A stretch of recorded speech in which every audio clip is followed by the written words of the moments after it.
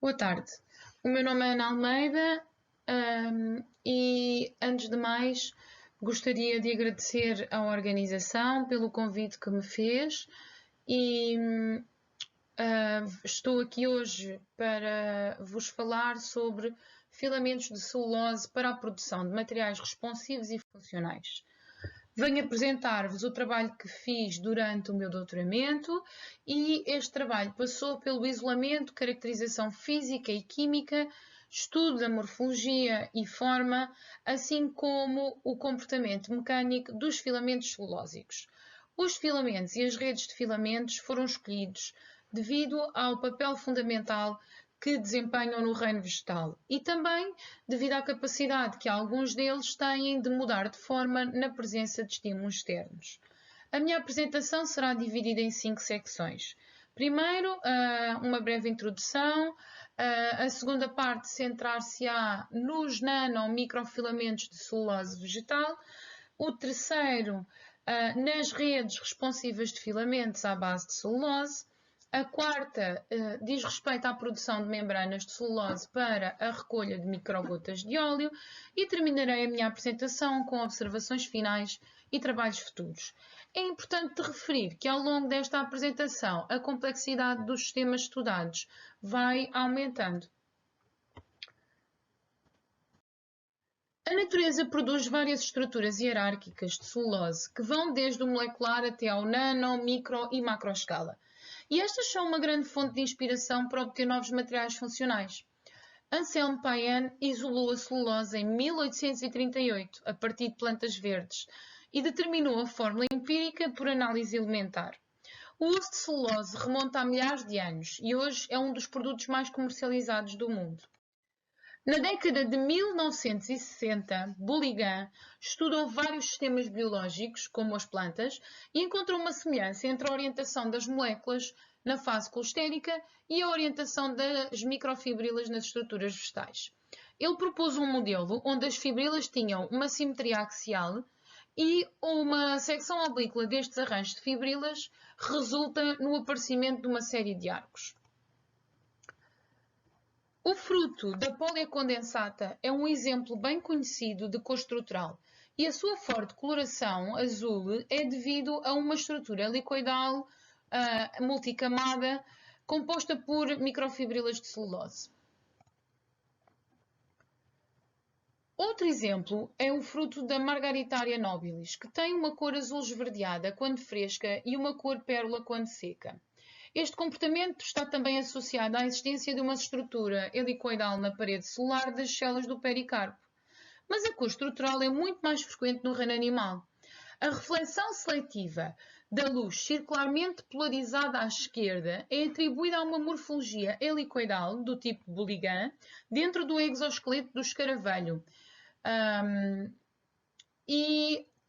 O exoesqueleto do escaravelho Crisinia resplendens tem uma aparência brilhante e dourada e é particularmente interessante, uma vez que reflete tanto a luz circularmente polarizada à direita como à esquerda.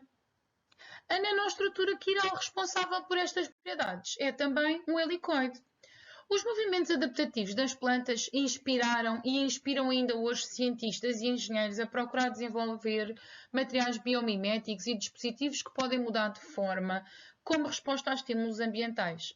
As sementes são materiais compósitos e hierárquicos e um grande exemplo de tecidos mortos que apresentam deformações macroscópicas devido à expansão anisotrópica à nanoscala.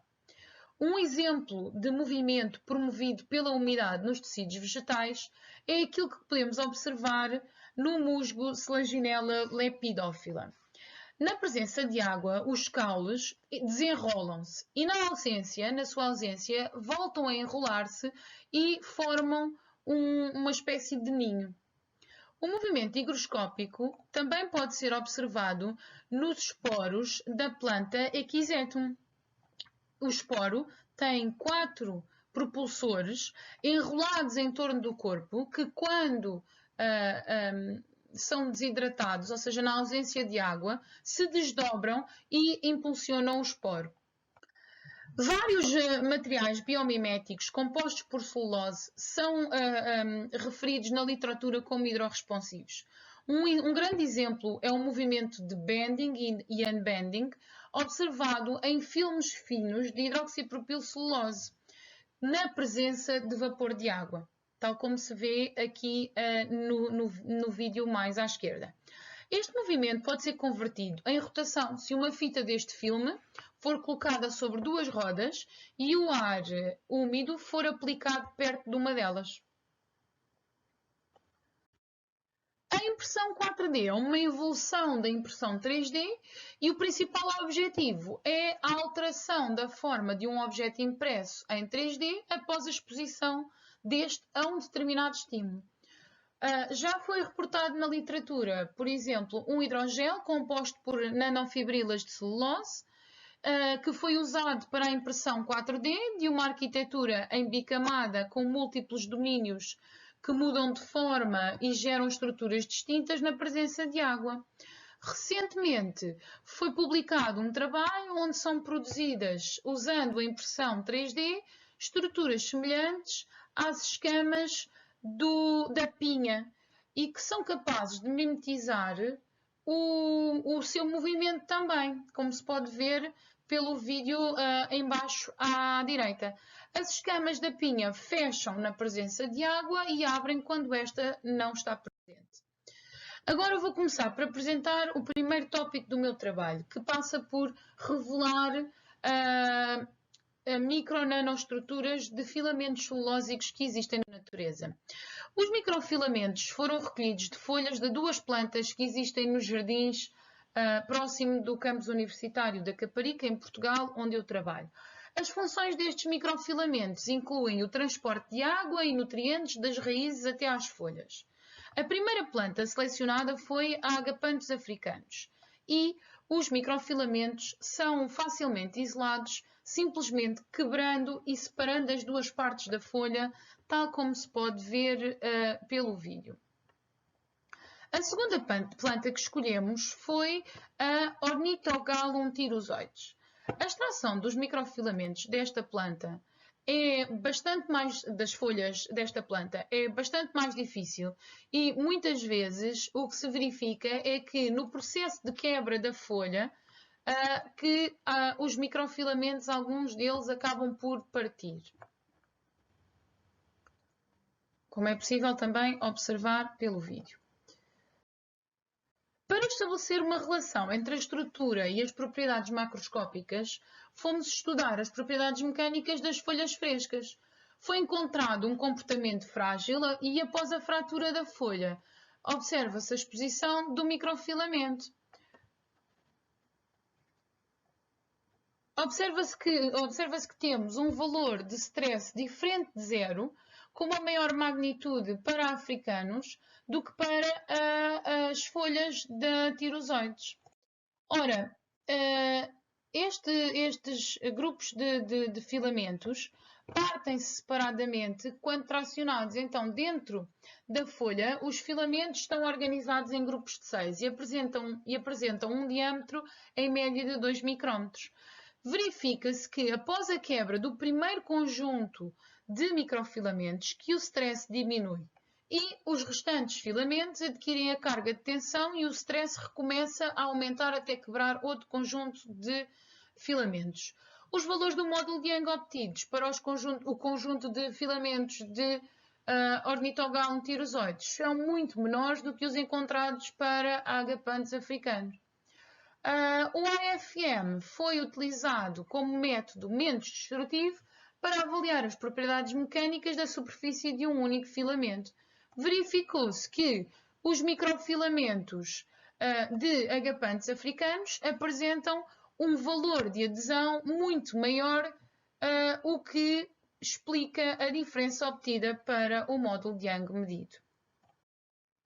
Nas imagens de SEM da secção transversal das folhas, é possível observar emaranhados dos microfilamentos e os microfilamentos encontram-se agrupados em polígonos dentro da folha, como é possível observar pelas imagens de SEM. A birrefringência dos microfilamentos e as cores azul e laranja observadas pelo POM indicam que o material celulósico que compõe o exoesqueleto dos microfilamentos está alinhado com o seu eixo principal, e as manchas negras ao longo dos microfilamentos são uma indicação de um desalinhamento local. É possível concluir que a composição química é idêntica para ambos os filamentos, através da observação da comparação dos espectros de infravermelho. Os microfilamentos também apresentam diâmetros semelhantes e é possível observar a formação de cotovelos quando estes são esticcados. A superfície externa dos microfilamentos de agapantos africanos apresenta uma aparência áspera, o que contrasta com a superfície exterior mais lisa observada nos filamentos de ornitogalontirozoides. A existência de uma superfície mais rugosa foi também revelada após a dispersão de gotículas de um cristal líquido pneumático ao longo dos microfilamentos. As gotas depositadas nos microfilamentos de agapantos africanos mostram franjas elipsoidais quando observadas sob luz polarizada no microscópio óptico, enquanto que as fibras de ornitogalontirozoides induzem a formação de um anel de defeito no centro da gota. A fim de extrair mais características quantitativas sobre a superfície dos microfilamentos, foi realizada em colaboração com o professor Slobodan Zumer da Universidade de Ljubljana, na Eslovénia, a modelação numérica. A modelação numérica do cristal líquido pneumático em gotículas foi feita tendo em consideração a energia livre de Landau de Gendt e, tal como se pode ver pelas imagens obtidas, foi conseguido uma boa correspondência.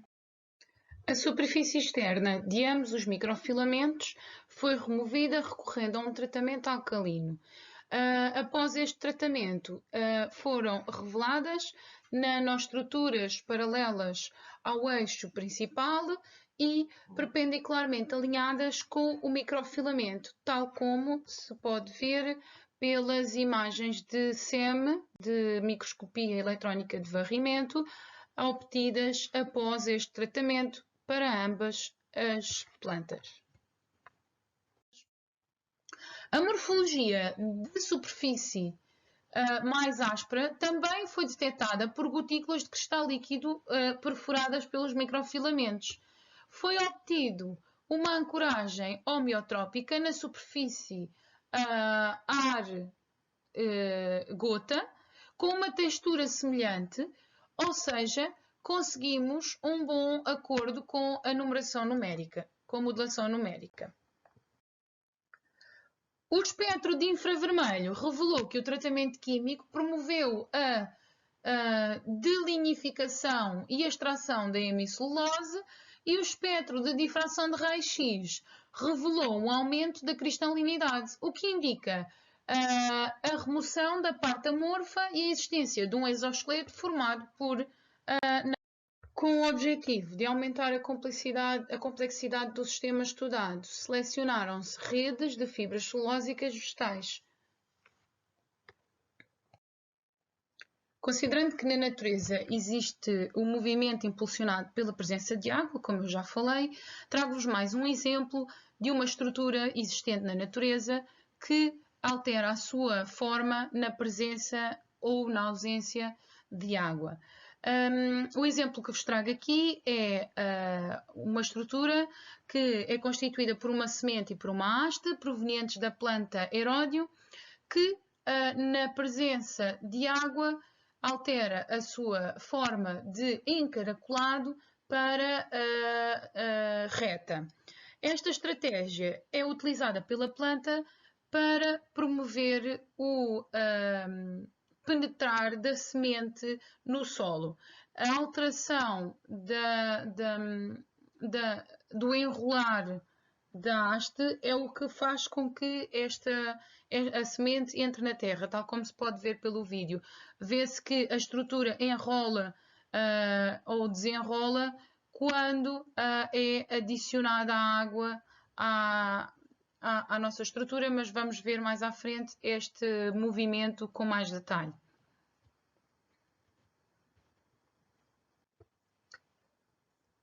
Foram recolhidos eródions, ou seja, estruturas iguais às que viram no filme anterior, frescos, dos jardins que também existem perto do campus da Faculdade de Ciência e Tecnologia na Caparica, em Portugal, onde eu agora trabalho. O fruto tem 5 sementes e cada uma está anexada a uma haste e estas estruturas encontram-se todas juntas, agarradas a um caule central esticado. Como se pode ver pelo vídeo de alta velocidade, quando a estrutura seca e as hastes contraem, o conjunto haste e semente são lançados pelo ar. Depois de estarem na terra, acontece aquilo que vimos no vídeo anterior. A semente autoplanta-se como se de um saca-rolhas se tratasse.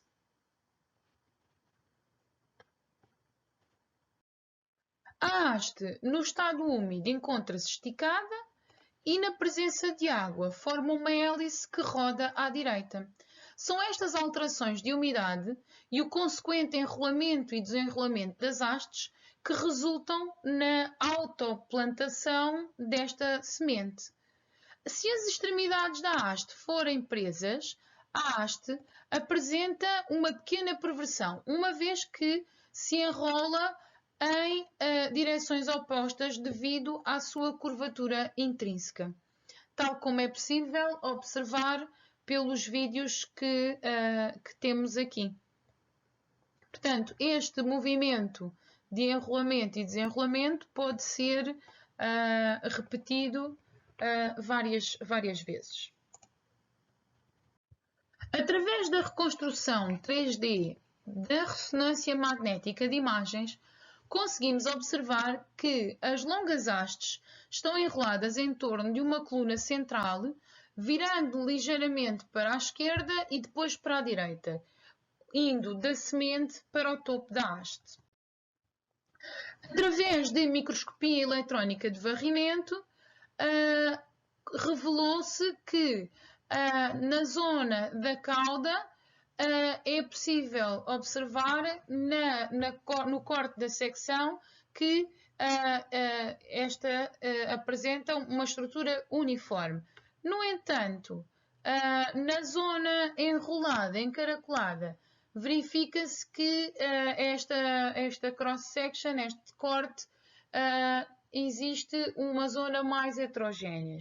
Na zona enrolada, que é a parte ativa da haste, é possível observar uma estrutura semelhante a novelos de linhas. O hidróxido de sódio foi utilizado para isolar e estudar a morfologia da rede celulósica que existe na haste do eródio. Este tratamento promove a existência de uma hélice esquerda no estado molhado, que é convertida numa hélice direita quando a estrutura seca, tal como é possível observar pelas imagens aqui. De hidróxido de sódio, verifica-se que, ao fim de 30 minutos, toda a haste assume uma conformação em hélice, possivelmente devido à remoção do material que era responsável pela manutenção da rigidez desta estrutura. Em colaboração com o professor Claudio Zanoni, da Universidade de Bolonha, em Itália, foi efetuada também uma modelação numérica do movimento dos eródios. Depois do tratamento químico, a haste, que no estado seco apresenta uma conformação em hélice à direita, adota uma hélice à esquerda na presença de água. O pseudoescalar de quiralidade, um pseudoescalar de indicador de quiralidade foi utilizado e é representado pelos vídeos que vêm em cima. estes confirmam a inversão de quiralidade observada experimentalmente.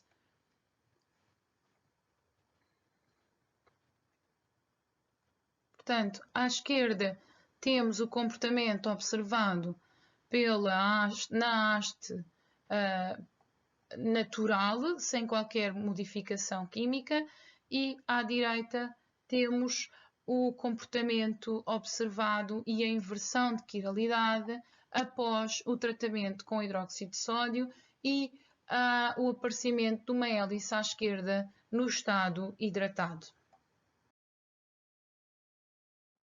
Se forem realizados novos tratamentos químicos, são obtidas fitas ativas que no estado seco são brancas e apresentam uma hélice à direita.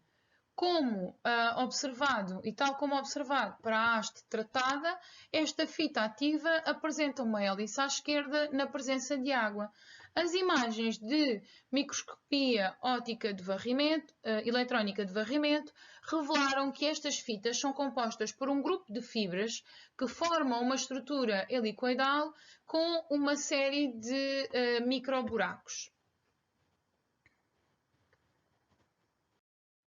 Através da análise do espectro de infravermelho, foi possível verificar que este tratamento químico promoveu a remoção de uma grande percentagem de hemicelulose. No entanto, ainda é possível identificar picos característicos da hemicelulose e da lignina. Os resultados obtidos por raio-x permitem-nos dizer que o esqueleto de celulose continua presente na nossa haste após o tratamento.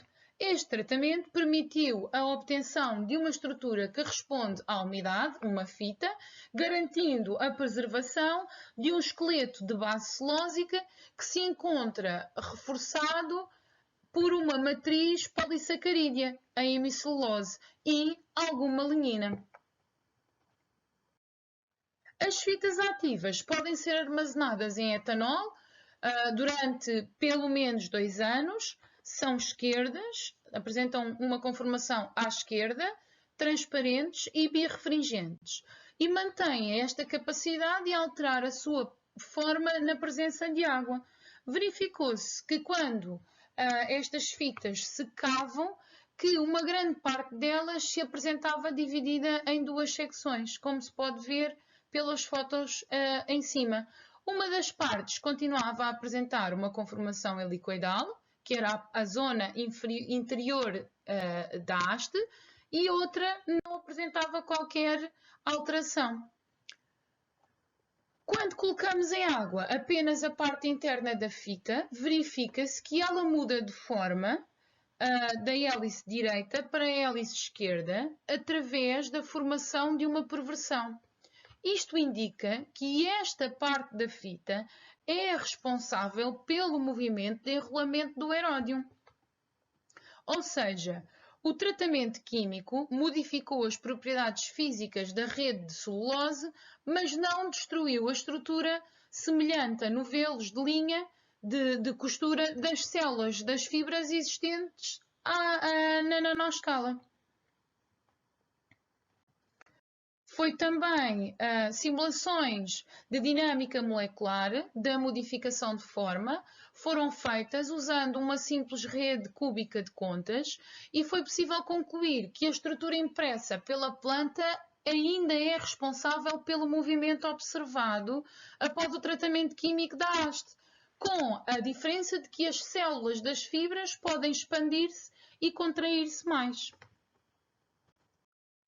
Estas fitas apresentam também a capacidade de recolher corantes.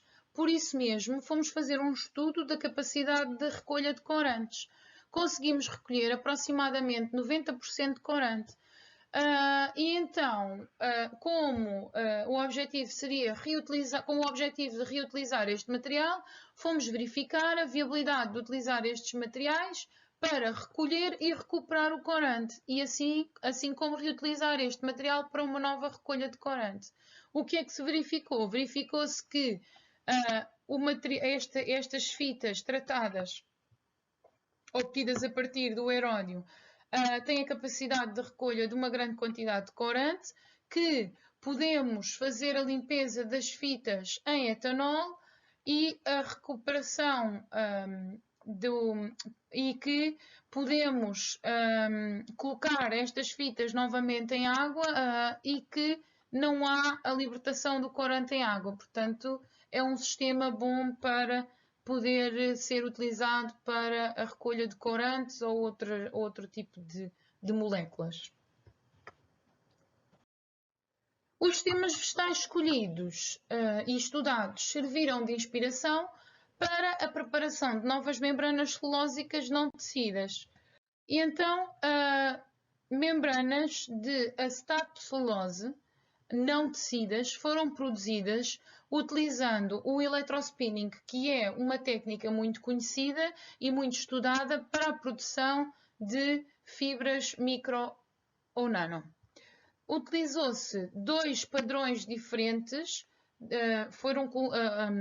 estas membranas foram decoradas com dois padrões diferentes, recorrendo ao screen printing, e foram decoradas com nanocristais de celulose de origem produzidos a partir do algodão. Depois da deposição dos nanocristais de celulose em apenas um dos lados da membrana, esta membrana foi submetida a um tratamento térmico e o padrão de cristais nanocelulose passou a apresentar uma coloração mais escura, tal como se pode verificar pelas imagens à direita. O passo de annealing, de tratamento térmico, parece promover não só a formação de uma rede de celulose nanocristalina, de uma rede entre a celulose nanocristalina, mas também a adesão entre a camada colocada de nanocristais de celulose e a membrana de acetato de celulose. O espectro de raio-x para o carbono e o enxofre obtido mantém-se igual antes e depois do processo térmico, o que indica que a cor escura observada é devido a um rearranjo da cadeia sem a perda de átomos. Houve uma boa transferência do padrão e assim como uma boa replicação com detalhe.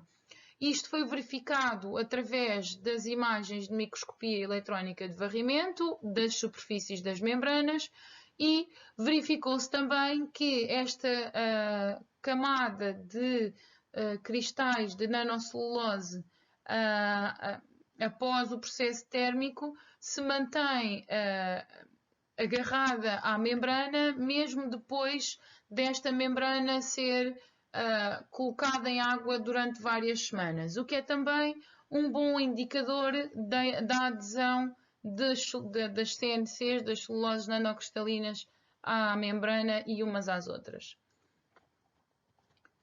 Foi possível também verificar que o processo térmico de annealing das nanopartículas que contribui para o aumento das propriedades mecânicas das membranas compósitas, levando ao aumento no módulo de Young. O aumento das propriedades, o melhoramento destas propriedades mecânicas e a transição para um comportamento brittle é devido às ligações covalentes formadas durante o processo térmico entre as partículas de nanocelulose cristalina e entre as partículas de nanocelulose cristalina e as fibras da membrana não tecida. Para estudar a molhabilidade das membranas produzidas com óleo, gotas de óleo, microgotas de óleo, foram depositadas na sua superfície e as membranas apresentaram um caráter anfifílico. Também foi estudado a afinidade das membranas compósitas para o óleo quando estas membranas são colocadas dentro de água. E o que se verificou foi que é possível observar que as gotas de óleo que são depositadas no topo da membrana quando esta está dentro d'água, tocando apenas na zona onde está o acetato de celulose, que esta gota de óleo não é capturada. No entanto, se a gota de óleo for colocada no topo da zona escura da membrana, que é onde se encontram os nanocristais de celulose que já foram submetidos ao processo térmico, verifica-se que a gota de óleo é capturada pela membrana e não consegue voltar a ir para a superfície da água.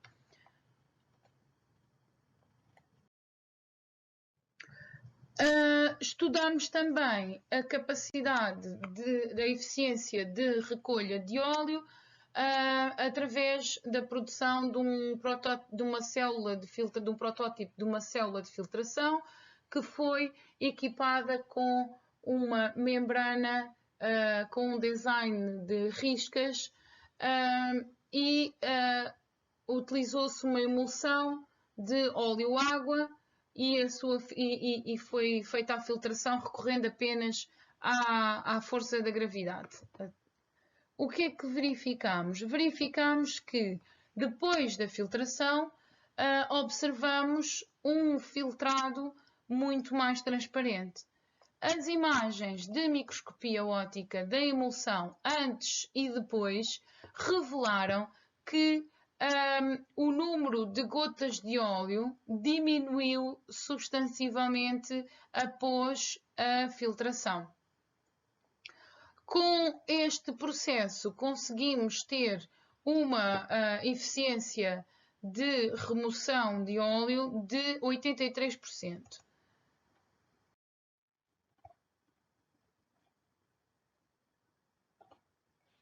O que também é confirmado pela distribuição dos tamanhos das gotas de óleo observadas por microscopia óptica.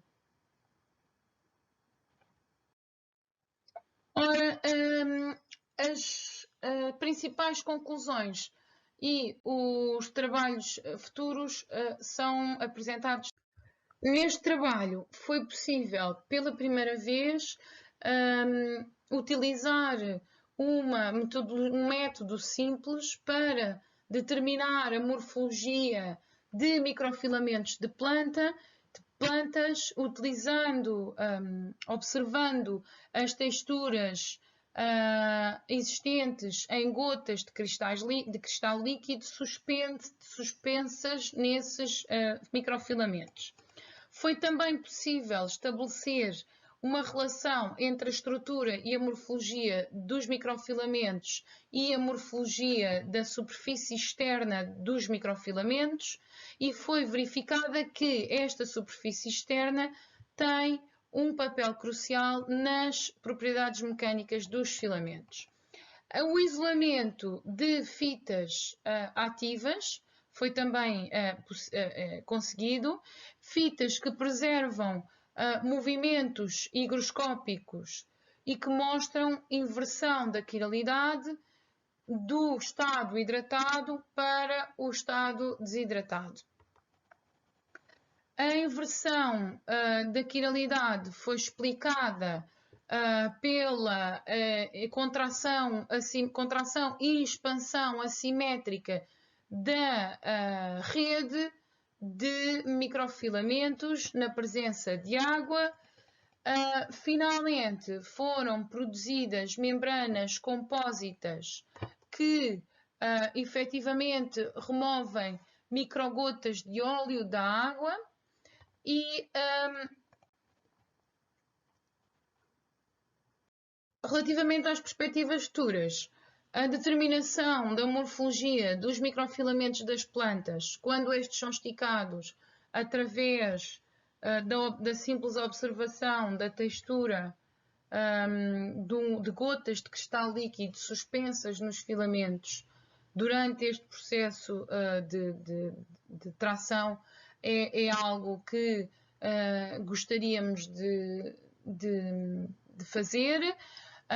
Também pretendemos verificar a aplicabilidade destas fitas ativas isoladas das hastes dos heródios para a recolha de moléculas ou nanopartículas, continuar um bocadinho aquilo que já foi falado, que já falei sobre a remoção de corantes. A produção, depois tendo em conta todo o conhecimento que temos agora relacionado com as fibras, redes de fibras celulósicas, seria utilizar esse conhecimento para a produção de materiais de base celulósica recorrendo à impressão 3D, a 4D. Relativamente à recolha de óleo, às membranas de recolha de óleo, serão necessários estudos para verificar a possibilidade da produção destas membranas compósitas, todas de celulose, utilizando apenas um único passo para reduzirmos o tempo de produção. Também terá que ser avaliado a eficiência de recuperação do óleo, a limpeza das membranas, assim como a sua durabilidade e é algo que ainda estamos agora a começar a fazer. Gostaria também de referir como nota final que estas estruturas complexas que existem nas plantas de base celulósica, estruturas complexas de base celulósica que existem nas plantas, que são muito difíceis de reproduzir pelo homem, que serão sempre uma grande fonte de inspiração para a produção de novos materiais sustentáveis.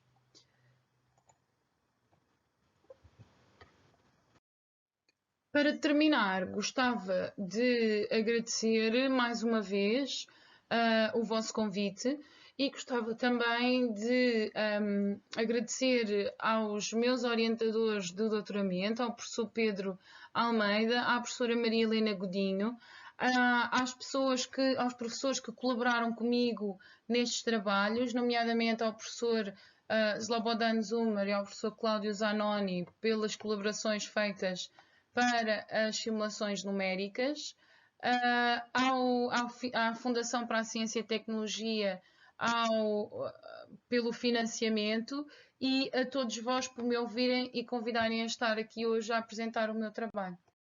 Muito obrigada.